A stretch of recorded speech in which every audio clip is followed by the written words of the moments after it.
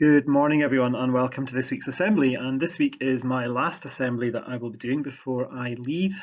So it's making me feel a little bit sad, but I'm also looking forward to hearing about everything you get up to once I've gone, and how you get on with the new head teacher and what sorts of changes will happen in school and all the exciting things that I'm sure are going to happen. So before I go, I just wanted to take this opportunity to say that I've loved working with you all. I've loved being the head teacher of this school, even though it's been through a very strange time during COVID. And I wish everybody the best of luck with the new head teacher.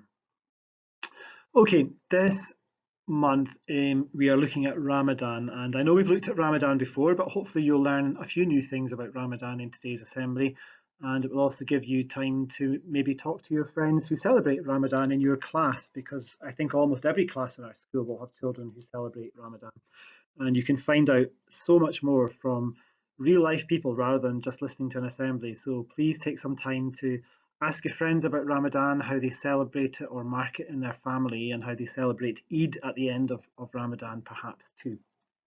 Okay, here we go. Ramadan takes place in the 9th month of the Islamic calendar, and because the Islamic calendar is a moon calendar, a bit like ours, it means the dates of festivals can change each year. So Easter changes each year and Ramadan changes each year. And Ramadan starts when the crescent of a new moon is spotted in the sky. And you can see what I mean in the picture there. So what we mean by a crescent is when the new moon has just shown itself and we can only see a tiny little part because the rest is still blocked out by the Earth's shadow. This year, Ramadan takes place from the 2nd of April to the 1st of May. And as we said, Ramadan begins when people spot the new crescent moon, and Ramadan ends when the full moon is sighted 1 month later. And why is this month so important for Muslims? Well, the 9th month of the Islamic calendar is the month that the Prophet Muhammad received the message from God, from Allah, on Mount Hira. And the words that were spoken to Prophet were written down and they became the Quran, which is the holy book of the Islamic religion.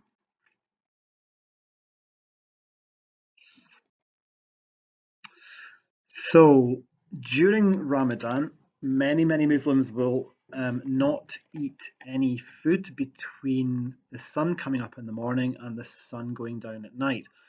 But sometimes people are excused from that because it can be really hard to not eat food all day long until it's dark. So children can be excused and pregnant women can be excused, people who are sick or ill, the elderly, and also people who are traveling can all be excused. So what is it like to not eat, to fast during the day?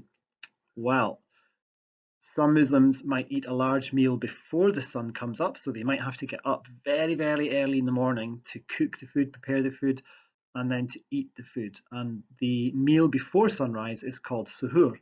And this meal is usually very filling and means that you're ready to go for the rest of the day.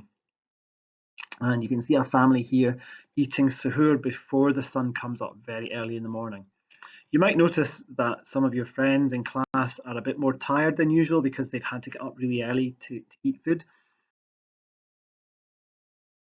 And after the meal, if you're sticking to the rules of fasting, you might not eat or drink all day until after the sun goes down at night. And then families might get together again and have a large evening meal called iftar. So suhoor in the morning and iftar once the sun has gone down. And you can see a family sitting down here eating iftar. So why do Muslims fast? Very good question. It shows dedication to Allah, to God, and it gives people time to pray, read the Quran, and reflect on their lives because they're not busy cooking food during the day and eating food during the day. It might also help people to understand what it feels like to be poor, to not have enough food. And so it's often a time of year when people remember people around the world who might not have enough food. What else do Muslims do during Ramadan apart from fasting, not eating during the daylight hours? Well, they might give money to charity. They might visit the mosque, the temple more regularly. And what happens after Ramadan? Well, many Muslims take part in a festival called Eid ul-Fitr, and some people just call it Eid for short. And they might visit the mosque to pray.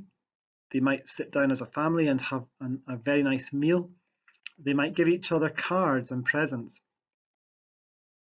And you can see people here in a market in the Middle East getting ready for Eid. There's lots of lights hanging up and lots of nice food to buy, and people are getting everything that they need to celebrate Eid. You can see here lots and lots and lots of people praying, and that's celebrating the arrival of Eid. And you can see lots of balloons bobbing about too. And again, a huge prayer gathering at this mosque to mark Eid starting and Ramadan coming to an end. And then lots of children here in this picture. I think this is maybe in Syria, but I can't remember. Getting nice treats and things to do during Eid. So you can see the fun fair behind them, and I'm sure they're getting lots of nice things, like somebody's got a toy gun here, I think he's been given, but also lots of nice sweets and things to eat. And then you can see a huge big Eid celebration meal going on here. And now we're going to watch a little video that tells us, from the point of view of this wee boy here, what Ramadan and Eid mean for him. So I hope you enjoy this, and let's listen to this wee boy telling us his experience of Ramadan.